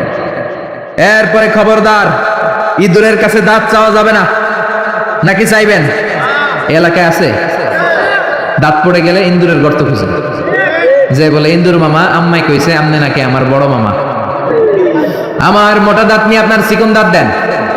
মানুষের রুচি কত নিচের দিকে নামলে আশরাফুল মাখলুকাত হয়ে ইঁদুরের গর্তের কাছে যে দাঁত চায়। ও মিয়া, দাঁত নেয় কে? দাঁত দেয় কে? এজন্য চাইবেন কার কাছে? এরপরে দেখবেন ট্রাকের পিছনে পুরান জুতা আছে না নাই? আমি তো বিভিন্ন জায়গায় রাতে রাতে ঘুরি, প্রায় দেখি লরি ট্রাকগুলোর নিচে পুরাতন যে বাসগুলো আছে এগুলোর নিচে সিরা জুতা। কেন? বাসাল্লাহ বলে, হুজুর বদ নজর থেকে বাঁচার জন্য। হুজুর মুখ লাগে, মুখ লাগে। তো কি হয়েছে? পুরান জুতা ঝুলাইলাম, যেটা মুখ লাগাইছে ওর গালে যায় আমার সিরা জুতা যায় পড়ছে। পড়ছে পড়ছে। তো আপনি আপনার ট্রাক বাঁচানোর জন্য আপনি তাওয়াক্কুল করলেন সিরা জুতার উপর। আপনার ট্রাক বাঁচবে কেমনে? এটা তো রাস্তায় আপনি অ্যাক্সিডেন্ট করে মরবেন, এমনি তো আপনি মরবেন। ঠিক কি না? তাওয়াক্কুল হবে একজনের উপর, তিনি কে? তারপর অনেক ড্রাইভাররা মাজার দেখলে গাড়ি স্লো করে, আছে না নাই? কেন স্লো করলা? কয় হুজুর বাবায় অনেক গরম, গরম বাবা, জোরে চালাইলে আমার গাড়ি উল্টায় দিব, আপনি মরে যাবেন। তো মাজারে যে শুয়ে থাকে সে যদি গাড়ি উল্টায় দেয়, সে যদি দুর্ঘটনার কারণ হয়, সে যদি মানুষ মারে, ওটা কি বাবা নাকি ডাকা? ওটা কি বাবা না সন্ত্রাস? এজন্য এগুলোতে বিশ্বাস করা যাবে। বাচ্চাদের কপালে টিপ দেয় কেন? বদনজর থেকে বাঁচবে না। বাচ্চাকে ঘর থেকে বের করার আগে সূরা ফালাক সূরা নাস পড়ে ফু দিবেন, আয়াতুল কুরসি পড়ে ফু দিবেন। বদনজর থেকে বাঁচাবে কে? কালো টিপ দিবেন না তো?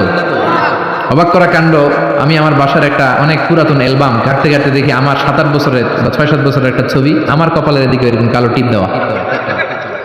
আম্মারে ধরলাম, ঘটনা কি কালো টিপ দিছো কেন?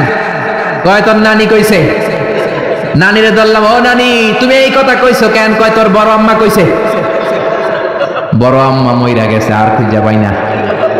বড় আম্মা বেঁচে নাই, আল্লাহ ওনারা জান্নাত নসিব করুক। তো আগে এই যে নানি, বড় মা, দাদি এরা যা বলতো এটাই ছিল রেফারেন্স। এখন আমরা কোরআন থেকে শুনি, কোরআন থেকে মানি, ঠিক কিনা? এরপরে বলে পরীক্ষার দিন সকালে ডিম খাওয়া যাবে না। তার মানে এখন 100-এ কমন পড়ছে ওনাদের। সবার হাসি দেখে মনে হচ্ছে 100-এ 100 কমন। সদর দক্ষিণে এটা ঘরে ঘরে আছে না? ভুয়া কথা। আমি যতবার ডিম খেয়ে গেছি ততবারই ফার্স্ট পরীক্ষায়। ইচ্ছা মতো ডিম খেয়ে যাবা, পরীক্ষায় ফার্স্ট বানাই দিবে কে? এরপরে বলে খবরদার জট কলা খাবি না, জমজ সন্তান হবে, বলে না? জট কলা ইচ্ছা মতো খাইবেন। জমজ সন্তান হলে তো আরো ভালো, 2বারের কাজ একবারে সারলো, ঠিক কিনা?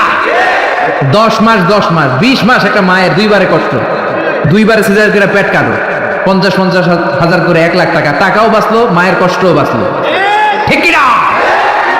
এজন্য এখন থেকে জট কলা খুঁজে খুঁজে খাইতে হবে। রাজি আছো মুসলমান? এরপরে কয় হাত চুলকালের টাকা আসে, বলে কি বলে না? আবার বলে তোর মাথার মধ্যে 2 গিট, তোর বিয়া হইব 2টা, বলে বলে। এজন্য সাইয়েদনা লোকমান ছেলেরে সাবধান করে দিলেন, লা তুশরিক বিল্লাহি ইন্নাশ শিরকা লাযুলমুন আযীম।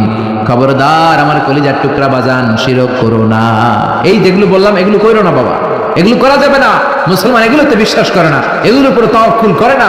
মুসলমান তাওয়াক্কুল করে একজনের উপর, তিনি কে?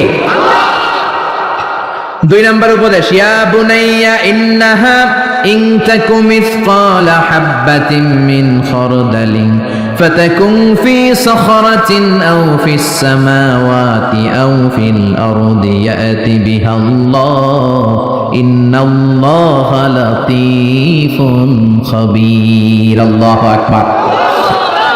10টা শুনবেন তো? মনে মনে কইতেছে হুজুর যেমনে ধরছে টাইট কইরা সারা রাত নিয়ে ফেলবে না, অল্প কয়েক মিনিটে শেষ করে দিব, আর লম্বা করবো না, অনেক কষ্ট হচ্ছে আমি বুঝতেছি। 11:30 বাজে। 2 নাম্বার উপদেশ, ইয়া বুনাইয়া, ও আমার সন্তান, তুমি যদি সামান্য কোনো ভালো কাজ করো কিংবা যাররা পরিমাণ পাপ কাজ করো, এটা আকাশে উঠে করো কিংবা পাহাড়ে ঢুকে করো কিংবা জমিনের ভেতরে লুকিয়ে করো, কেউ দেখে নাই, দেখেছে কে? কেউ যেটা দেখে না দেখে কে? কেউ যেটা শোনে না শোনে কে? কেউ যেটা বোঝে না বোঝে কে? ইন্নাল্লাহা লাতীফুন খাবীর, তিনি সূক্ষ্মদর্শী। এখান থেকে পিছনে সিপাই কি হইতেছে আমি দেখি না, কিন্তু দেখে কে? প্যান্ডেলের উপরে কি হচ্ছে আমরা দেখি না, দেখে কে? বাংলাদেশের ওই প্রান্তে রোহিঙ্গাদের সাথে কি আচরণ হচ্ছে কেউ দেখে না, দেখে কে? ছেলেরে এই ব্যাপারে সচেতন করে দিলেন। ছেলেরে প্রথমে বললেন, বাবা খবরদার শিরক করিস না। দ্বিতীয় পর্যায়ে বললেন, বাবা ছোট্ট অন্যায় করো, ছোট্ট ভালো করো, কেউ দেখে নাই, আল্লাহ দেখে। এজন্য ছোট্টবেলা থেকেই ছেলেদের মনের ভেতরে আল্লাহর ভয় ঢুকানোর দরকার আছে না নাই? এই ছোট্টবেলা থেকেই দ্য সেন্স অফ অ্যাকাউন্টেবিলিটি, জবাবদিহিতার ভয় ঢুকায় দিবেন ছেলের ভেতরে। এই তাকওয়া নামক সফটওয়্যার যদি ছেলের মাথায় এখন ইনস্টল করে দিতে পারেন, এই ছেলে কোনোদিন বেয়াদব হবে না, বেনামাজি হবে না, ঠিক কি না? ছোট্টবেলা থেকেই সাবধান করেন। ছোট্ট বাচ্চারা দেখবেন আপনি কালো কালারের কলম কিনে দিয়েছেন তো, স্কুলে যেয়ে দেখে ওর বন্ধুর কলমের কালি লাল, আস্তে করে ওর কলমটা ব্যাগে ভরে নিয়ে আসে না? আপনি এক ধরনের রাবার কিনে দিয়েছেন, এটা ভালো লাগে না, ওর বন্ধুরটা ভালো লাগছে, ব্যাগে ভরে নিয়ে আপনি শিখান বাবা, কারো পারমিশন ছাড়া কোনো জিনিস যদি নাও এটাকে চুরি বলে, কেউ দেখে নাই কিন্তু দেখছে কে? খবরদার কারো জিনিস না বলে নেওয়া যাবে। আপনার ছেলে রাস্তা দিয়ে হাঁটে, 500 টাকার নোট পেয়েছে, শিখায় দিবেন খবরদার যত বড় টাকার নোট পরে থাকুক হাত দেওয়া যাবে। ছেলেরা শিখায় দেন, রাস্তা দিয়ে হেঁটে যাচ্ছ, আম বাগানে আম পেকে আছে, টুক করে একটা আম ব্যাগে করে নিয়ে আসছো, কেউ দেখে নাই, দেখেছে কে? শিখাবেন এগুলো ছোট্টবেলা থেকে শিখাবেন। জবাবদিহিতার ভয়, তুমি যাই করেছো কিয়ামতের দিন এটার হিসাব আছে না নাই? 3 নাম্বার উপদেশ, ইয়া বুনাইয়া আকিমিস সালাতা ওয়া আমুর বিল মা'রুফি ওয়ানহা আনিল মুনকার। ইয়া বুনাইয়া, ও আমার বাজান, ও আমার সন্তান, আকিমিস সালাত মানে কি? সালাতে কায়েম করো, সালাতে কায়েম করো, হবে সম্মানী তুমি, হবে জান্নাতি তুমি, হবে সম্মানী তুমি, হবে জান্নাতি তুমি, দিবে কাল হাসরে শীতল ছায়া আরশে আজিম, রাব্বিয়াল আলা রাব্বিয়াল আযীম। আল্লাহু আকবার। আকিমিস সালাহ, বাবা সালাত কায়েম করো, নামাজ পড়ো, কেননা নামাজের হিসাব প্রথমে নেওয়া হবে। আউয়ালু মা ইউহাসাবু বিহিল আবদু ইয়াউমাল কিয়ামাতি আস-সালাহ। কিয়ামতের দিন সর্বপ্রথম যে জিনিসটার হিসাবে হবে সেটা হলো নামাজ। ফাইন সলুহাত সলুহা সাইরু আমালি, নামাজের হিসাব যদি সহজ হয় পুরো আমলনামাটারে সহজ করে দিবে কে? ওয়া ইন ফাসাদাত ফাসাদা সাইরু আমালে, নামাজের হিসাব যদি গন্ডগোল লেগে যায় সব গন্ডগোল পাকায় দিবে কে? এজন্য ছেলেরা ছোট্টবেলা থেকেই নামাজ শিখাবেন। রাজি আছেন তো? তাহলে সাইয়েদনা লোকমান প্রথমে বলল, বাবা শিরক করবি না। তারপরে বলল, বাবা যাই করো না কেন কেউ না দেখে কে? তারপরে বলল, বাবা সালাত কায়েম করো। কি কায়েম করো? বিশ্বনবী বললেন, মুরু সিবিয়ানাকুম বিস-সালাতি ওয়া হুম 7 সিনিন, ছেলের বয়স যখন 7 হয় নামাজের আদেশ দাও। ওয়াদরিবুহুম আলাইহা ওয়া হুম 10 সিনিন, 10 বছর বয়স হলে নামাজের জন্য শাসন করো। ঠিক কি না? বয়স যখন 7 শাসন করবেন না, বলবেন বাবা নামাজে যা, সাথে করে নিয়ে যাবেন। অবশ্যই বাচ্চাদেরকে মসজিদে নিয়ে যাবেন। আমাদের বাংলাদেশে বাচ্চা নিয়ে মসজিদে ঢুকতে দেন কিছু মুরব্বীরা চাইতে ওঠে, কিছু মুরব্বীরা রেগে যায়, এই মুরব্বীরা ওই বাচ্চার বয়সে মসজিদের দিকে পয়রা পিছলা খেয়ে পড়েও নাই, ঠিক কি না? কিন্তু বাচ্চা দেখলে ধমকায়। পৃথিবীর কোন দেশে বাচ্চা মসজিদে ঢুকলে ধমকায় না। বাচ্চারা খেলা করতেছে, আওয়াজ করতেছে, কেউ কিছু বলে না, একটু ডেকে বলে দুষ্টামি করো না, ওই পাশে যাও, আস্তে আস্তে খেলো, ডিস্টার্ব যাতে না হয়। কিন্তু বাংলাদেশে ছোট্ট বাচ্চা নিয়ে ঢুকলেই বিপদ, লাভ দিয়ে ওঠে মুরব্বীরা। ও আমার মুরব্বী বাজানেরা, ছোট্ট বাচ্চা দেখলে ধমকাবেন না। আজকে ধমকায় যে বের করে দিলে না, আর ভিতরে ঢুকবে না, বাইরে সাদাবাজি করবে, রংবাজি করবে, ঠিক কি না? ঢুকতে দেন, অ্যাকোমোডেট করেন, যত বেশি অ্যাকোমোডেট করা যায়। মহিলাদেরকে মসজিদে ঢুকতে দিবেন। বিশ্বনবী ঈদগাহে আসতে বলেছেন মহিলাদেরকে, হায়েজ ওয়ালি মহিলারাও যেন আসে, ওন্না না থাকলে আরেক মহিলা থেকে ওন্না নিয়ে যেন আসে। জুমার নামাজে, ঈদের নামাজে মহিলাদের আসতে হবে যদি জায়গা থাকে, কিন্তু ওয়াক্তিয়া নামাজগুলো মহিলারা ঘরে পড়বে। মহিলারা ঘরে নামাজ পড়লে ডবল সওয়াব, ঠিক কি না? কিন্তু ঈদের নামাজে, জুমার নামাজে আসার দরকার আছে না নাই? মহিলাদের জন্য আমরা মসজিদে তালা ঝুলালাম, মসজিদে মহিলাদের ঢুকতে দেই না। এজন্য দেশের নারীরা দুইটা জায়গায় বেশি যায়, এক যায় বাজারে, দুই যায় মাজারে। মসজিদে ঢুকতে দেই না আমরা, আটকে রাখছি। এজন্য ছোট্ট বাচ্চাদেরকে ঢুকতে দিবেন। আর বাচ্চা নিয়ে যারা যাবেন কাতারের এক পাশে চলে যাবেন, একেবারে ডান দিকে বা বাম দিকে, বাচ্চারা ডানে বা বায়ে রাখবেন। এটা বুঝাই দিলেই হইলো, কিন্তু বাচ্চা দেখে ধমকাবেন না। কোনোদিন কোনো বাচ্চারে মসজিদ থেকে বের করবেন না, খবরদার, আল্লাহ আপনারা জান্নাত থেকে বের করে দেবে। বাচ্চা যদি মসজিদে যায় বুঝাবেন, আহলান সাহলান বলবেন, সালাম দিবেন। জীবনটা তার এই তো শুরু। এখনই যদি মসজিদে আসে পাক্কা মুসল্লি। আপনি নামাজ ধরছেন কত বছর বয়সে? আপনি দাড়ি রাখা ধরছেন কত বছর বয়সে? দাড়ি এই দেশের মানুষেরা রাখে যখন আর ব্লেড দিয়া কিছু করা যায় না, হয় ব্লেড ভাঙবে নয় গাল কাটবে, হয় গাল কাটবে নয় ব্লেড ভাঙবে, ওই সময় দাড়ি রাখা শুরু করছে, ঠিক কিনা? ঠিক কিনা? ঠিক কিনা? সমাজে কেউ তার দাম দেয় না, ছেলে কথা শুনে না, মেয়ে কথা শুনে না, বাড়িতে সময় কাটে না, তখন মসজিদ ধরছে। এরকম নামাজি আছে না নাই? তারপর আপনাদেরকে আহলান ওয়া সাহলান, যারা এরপরেও দাঁড়িয়ে রেখেছেন, এরপরেও মসজিদে যাচ্ছেন, আহলান ওয়া সাহলান। কিন্তু বাচ্চাদেরকে মসজিদ থেকে কোনোদিন তাড়িয়ে দেয়া যাবে। ছেলেরা বললেন আকিমিস সালাহ, নামাজ পড়ো। 7 বছর বয়স থেকে যদি আপনি দাওয়াতি কাজ করেন, 8 বছর বয়সে বলবেন বাবা পড়, 9 বছরেও পড়, 10 বছরও যদি না পড়ে তখন শাসন। 7 বছর থেকে বলা শুরু করলে 10 বছরের আগেই ছেলে পাক্কা নামাজ, ঠিক কি না? অনেকে বলে হুজুর সকালবেলা আমার ছেলে ঘুমায়, আমি কি করব? আমার অনেক আদরের পোলা সকালে ঘুমায়, আমার পোলাটা সকালবেলা ভূমিকম্প হইলে কি করবেন? দৌড়। আপনি একাই দৌড় না, পোলা লইয়া দৌড়? তা আদরের পোলা না, একটু ঘুমায়। সকালবেলায় আগুন লাগলে কি করবেন? আগুন লাগলে কি করবেন? আদরের পোলা আর একটু ঘুমাক নাকি? দুনিয়ার আগুন থেকে বাঁচানোর জন্য ছেলেরা যদি টানা হেচড়া করে ঘর থেকে বের করে বাঁচাতে পারেন, জাহান্নামের আগুন থেকে বাঁচানোর দায়িত্বটা বাবা হিসাবে আপনার আছে না নাই? এই জন্য সাইয়েদনা লোকমান 3 নম্বরে বললেন আকিমিস সালাত, নামাজ কায়েম করো। 4 নম্বর উপদেশ ওয়া আমর বিল মা'রুফি ওয়ানহা আনিল মুনকার, ভালো কাজের আদেশ দাও, মন্দ কাজ থেকে নিষেধ করো, ঠিক কি না? ছেলেরা বুঝালেন বাবা তুই একা নামাজ পড়লে হবে না রে বাবা, তোর ফ্রেন্ড সার্কেলকে একসাথে নিয়ে মসজিদে ঢুকবি, বন্ধু বান্ধব নিয়ে ঢুকবি, একা ভালো করলে হবে না, সমাজটারও ভালো করার দরকার আছে না নাই? আপনি একাই বুজুর্গ, একাই আল্লাহর ওলি, সমাজটারও বুজুর্গ বানানোর দরকার আছে না নাই? একা নামাজ পড়লে আপনি পার পাবেন না। কিয়ামতের দিন আল্লাহ বলবে তোর ফ্রেন্ড সার্কেল নামাজ পড়ে নাই কেন? বিকেল বেলা ক্রিকেট খেলার পরে অজু করে তুই মসজিদে ঢুকতি, তোর বন্ধুগুলোর মাঝখানে দাওয়াতি কাজ করলি না কেন? বন্ধু বান্ধবদেরকে ইসলামের দাওয়াত দিলি না কেন? এই জন্য একা বাঁচলে হবে না, সমাজের সবাইকে নিয়ে বাঁচতে হবে। মরলে একসাথে মরবো, বাঁচলে একসাথে বাঁচবো, ঠিক কি না? ছেলেরা এটাই শিখালেন, ও আমর বিল মারুফ, সৎ কাজের আদেশ দাও, ওয়ানহা আনিল মুনকার, খারাপ কাজ থেকে মানুষকে বাধা দাও, থামায় দাও, প্রতিবাদ করো। প্রতিবাদ আমরা ভুলেই গেছি। আমরা হ্যাকমত করতে করতে প্রতিবাদের ভাষা আমরা হারিয়ে ফেলেছি। আমাদের ঈমান ভোতা হয়ে গিয়েছে, আমাদের কণ্ঠ থেকে প্রতিবাদের আওয়াজ আর বের হয় না।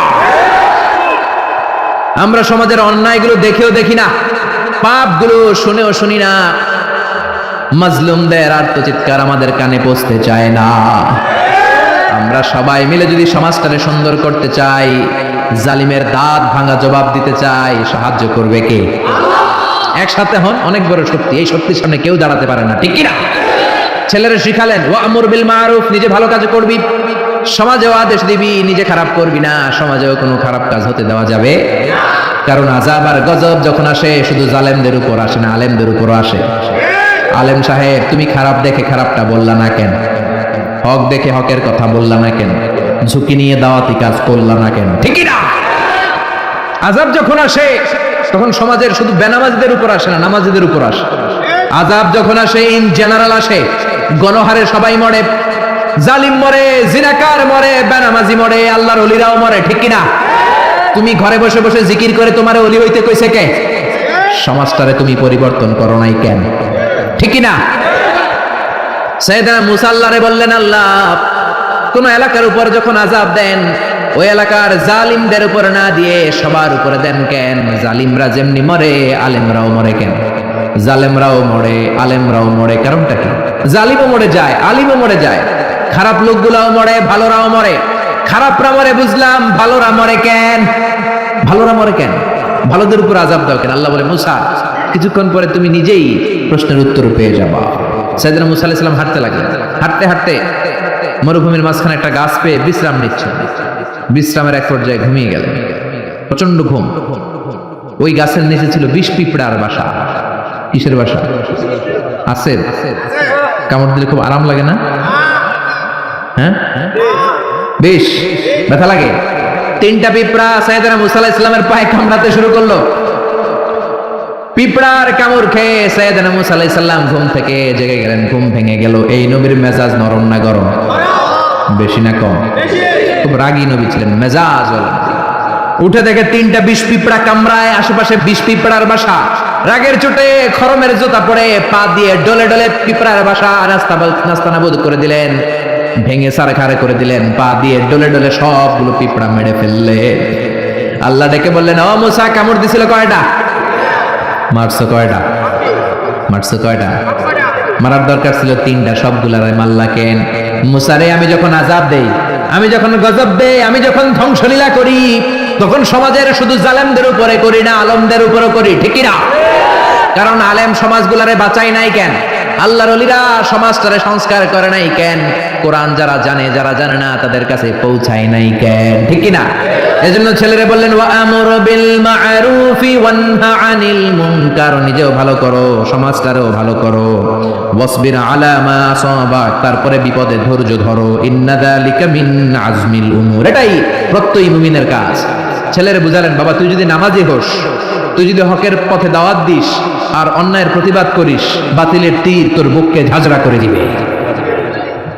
বাতিল তোর উপর রক্ত চক্ষু ফেলবে, চোখ গরম করবে, জেলে ঢুকাবে, জরিমানা দিবে, অত্যাচারের স্টিম রোলার তোর উপরে নেমে আসবে। কেউ যদি নামাজি হয়, কেউ যদি সৎ কাজের আদেশ দেয়, সমাজে অন্যায়ের বিরুদ্ধে যদি সোচ্চার হয়, তার বিরুদ্ধে বাম আর রামপন্থীরা আছে না নাই? ছেলেরা আগে থেকে সাহস যোগাচ্ছে সাইয়েদনা লোকমান, তুমি যদি নামাজি হও, সৎ কাজের আদেশ দাও, অসৎ কাজ থেকে নিষেধ করো। বাবা মনে করো না তোমারে কেউ ফুলের বিছানা দিয়ে তাকবীর দিবে। তোমাকে তোমার এলাকা ছেড়ে অন্য এলাকাতেও থাকা লাগতে পারে, যেরকম ঠিক কিনা? ছেলেকে সাহস যোগাচ্ছেন, ওয়াসবির আলা মা সাবাক, নামাজ যদি কায়েম করো, হকের কথা বলো, অন্যায়ের যদি প্রতিবাদ করো, তোমার উপর আযাব আর গজব আসবে, জুলুম আসবে, কিন্তু ওই জুলুমে বিন্দু মাত্র বিচলিত হওয়া যাবে না, সবর ইখতিয়ার করতে হবে, ঠিক কিনা? এজন্য সবর ইখতিয়ার করার দরকার আছে না নেই? আর জোরে বলেন। বিপদ আপদ নবীদের জামানায়ও ছিল, সাহাবাদের জামানায়ও ছিল, আজও আছে, কিয়ামত পর্যন্ত থাকবে। জোরে বলেন ঠিক কিনা? কিয়ামত পর্যন্ত থাকবে। বিশ্বনবী শিহাবে আবি তালেবে 3 বছর জেল খাটেন কি খাটেন নাই? আপনি খাটছেন কয় বছর? বিশ্বনবী উহুদের ময়দানে দাঁত ভাঙলেন, আপনার দাঁত ভাঙছে কয়টা? আমার ভাঙছে কয়টা? বিশ্বনবী তায়েফের ময়দানে রক্ত ঝরালেন, আমি ঝরালাম কয় ছটাক? বিশ্বনবী দাওয়াত দিলে আবু জাহেলরা ঘর থেকে বের করে দেয়। বিশ্বনবী কোরআনের কথা প্রচার করলে নিজের জন্মভূমি মক্কা থেকে তাড়িয়ে দেয়। আপনিও দাওয়াত দেন, আপনারে কেউ কিছু কয় না, আপনার বিরুদ্ধে কেউ লাগে নাই, তার মানে আসল দাওয়াত আপনি পৌঁছাতে পারেন নাই। আসল কোরআনের বাস্তব আলোচনা, বাস্তব কথা, বাস্তব শিক্ষা আপনি সমাজে দিতে পারেন নাই। চিল্লা এখন ঠিক কিনা? কারণ আসল দাওয়াত দিলে বাতিলের তীর আসবে। আসল দাওয়াত দিলে বাম আর রামপন্থীরা আপনার উপর ক্ষেপে উঠবে। আসল কোরআনের কথা বললে কোরআন বিরোধীরা আপনার পেছনে উঠে পড়ে লাগবে। এখন আপনি দাওয়াত দেন, সবাই দেয় হাততালি, তার মানে দাওয়াতের রেজাল্ট আছে না নাই? আছে না নাই? এই যে কাগজটা, এই কাগজের মধ্যে যদি কলম দিয়ে লেখেন পানি, এটা ভিজবে না, কিন্তু পানিতে ফেললে ভিজবে কি ভিজবে না? কলম দিয়ে আগুন লেখলে পড়বে না, কিন্তু আগুনের উপর রাখলে পড়বে কি পড়বে না? হকের দাওয়াত ও এমন দাওয়াত, বাস্তব দাওয়াত, কোরআনের দাওয়াত যদি আপনি দেন, দেরি করা লাগবে না, বাতিলের তীর এসে আপনার পিঠ ঝাঁঝরা করে দিবে, ঠিক কি না? এজন্য ছেলেরে সাবধান বাণী শোনাচ্ছে বাবা, বিপদের ধৈর্য ধরবা। যারা কোরআনের কথা বলে, যারা সমাজের অপরাধ নিয়ে কথা বলে, অপরাধকে থামাতে চায়, তাদের পিছনে কোরআন বিরোধীরা সোচ্চার আছে না নাই? তোমার উপর যখন পরীক্ষা আসবে, বিপদ আসবে, আপদ আসবে, তুমি ধৈর্য ধরবা, ঠিক না? এটাই প্রত্যয়ী মুমিনের কাজ। ছোট্ট ছেলেকে বাবা শিক্ষা দিচ্ছে, পড়েন সুবহানাল্লাহ। এরপর শিখালেন ওয়ালা তুসাইর খাদ্দাকা লিন্নাসি ওয়ালা তামশি ফিল আরদি মারাহা। ও ছেলে, মানুষ থেকে মুখ ফিরায় নিও না, মানুষের সাথে মিশো, পিপল ওরিয়েন্টেড হও। যারা পিপল ওরিয়েন্টেড তাদেরকে ভালোবাসে কে? ছেলেকে সামাজিকতা শিখাচ্ছে।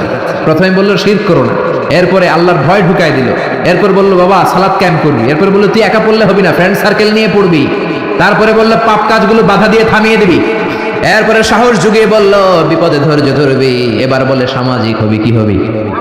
ছেলে মেয়ে, অনেক ছেলে মেয়ে আছে অসামাজিক, মুরব্বীরা সালাম দেয় না, কোথায় কি বলতে হবে জানে না, মিশতে জানে না, আছে না নাই? আনসোশাল, পুরো আনসোশাল, শিখানো হয় নাই তো। মুরগির পেট থেকে বেরোলে এটা মুরগি, গরুর পেট থেকে বেরোলে গরু, কিন্তু মানুষের পেট থেকে বেরোলে কি মানুষ হয়? ওটারে মানুষ বানাতে হয়, ঠিক কিনা? এই জন্য ছেলেরা বললেন ওয়ালা তুসাইর খাদ্দাকা লিন্নাস, খবরদার মানুষ থেকে মুখ ফিরায় নিও না। অনেক লোক আছে মানুষের সাথে মিশতে চায় না, আছে না নাই? বিশ্বনবী মানুষ দেখলে আগায় যেতেন, সবার আগে সালাম দিতেন, মুচকি একটা হাসি দিতেন, হাত বাড়িয়ে মুসাফা করতেন, আর জিজ্ঞেস করতেন কাইফা হালুক, কেমন আছেন? এই ধরনের লোকদেরকে সমাজে সবাই পছন্দ করে, ঠিক কিনা? হাসি মুখ, আগে সালাম দেয়, হাত বাড়িয়ে মুসাফা করে, অহংকার নাই, মুখে গুমরাহির কোনো ছাপ নাই। কিছু লোক আছে দেখবেন সারা বছরও একটা হাসি দেয় না, আছে না নাই?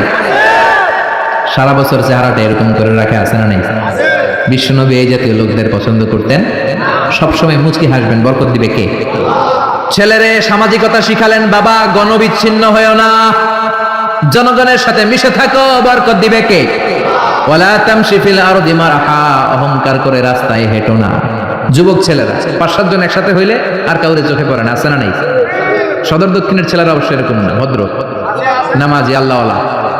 5-7 জন একসাথে হইলে এমন ভাবে রাস্তায় চলে, অন্যদেরকে সুযোগ দেয় না, মুরব্বীদেরকে সুযোগ দেয় না, মুরব্বীদেরকে তো গনেই না, আছে না নাই? যে মুরব্বীদের দাড়ি পেকে গেল, একদিন তুমিও তো মুরব্বী হবা। যাকে তুমি মুরব্বী আর বুড়া বুড়া বলে গালে দিতেছো, তিনিও তোমার মতো তাগড়া যুবক ছিল।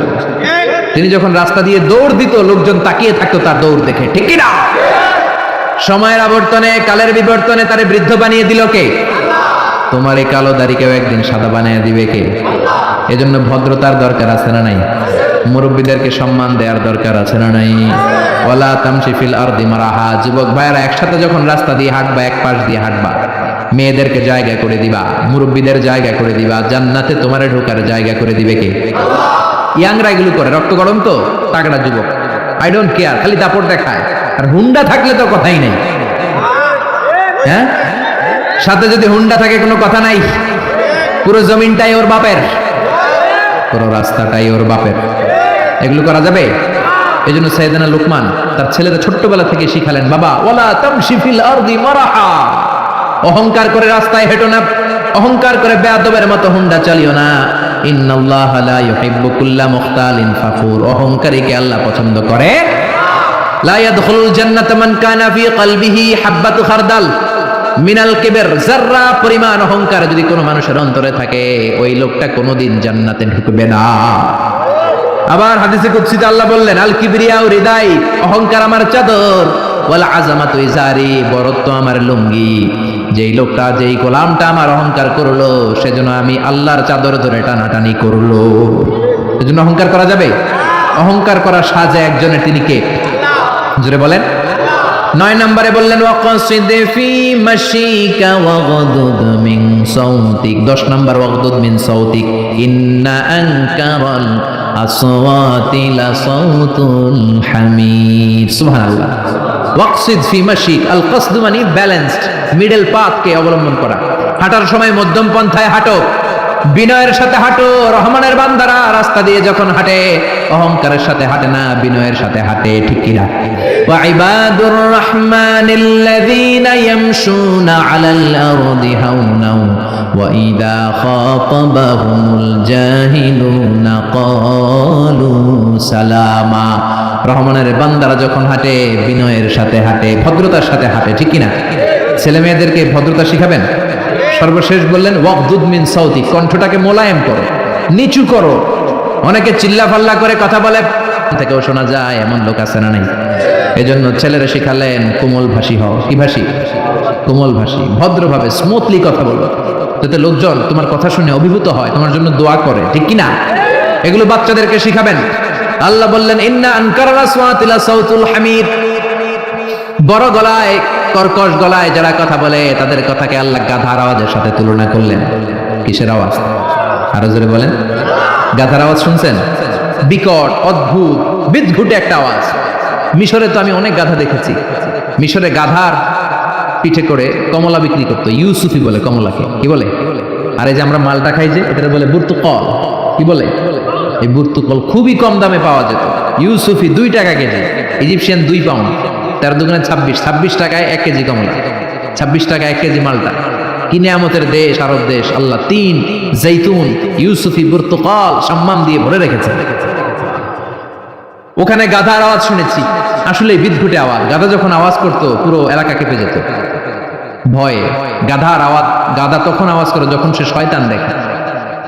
এজন্য যারা কর্কশ গলায় কথা বলে, উচ্চবাচ্য করে, চিল্লা ফাল্লা করে কথা বলে, তাদের গলার আওয়াজকে আল্লাহ গাধার আওয়াজের সাথে তুলনা করেছেন। এজন্য কেমন করে কথা বলতে হয় ছেলে মেয়েদেরকে শেখানোর দরকার আছে না নাই? শিখাতে রাজি আছেন?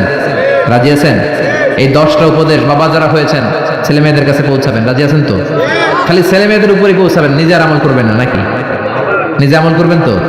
আগে নিজে আমল করে ছেলে মেয়েদের কাছেও পৌঁছায় দিবেন। তাহলে আমাদের ছেলে মেয়েগুলোকেও বরকতময়, রহমতময়, আদব বলা, কোরআনওয়ালা বানাবে কে? আরো জোরে বলেন কে? আল্লাহ আমাদের সবাইকে কথাগুলো বুঝার, আমল করার তৌফিক দান করুক। আমরা পড়ি আমিন। আরো জোরে করেন আমিন।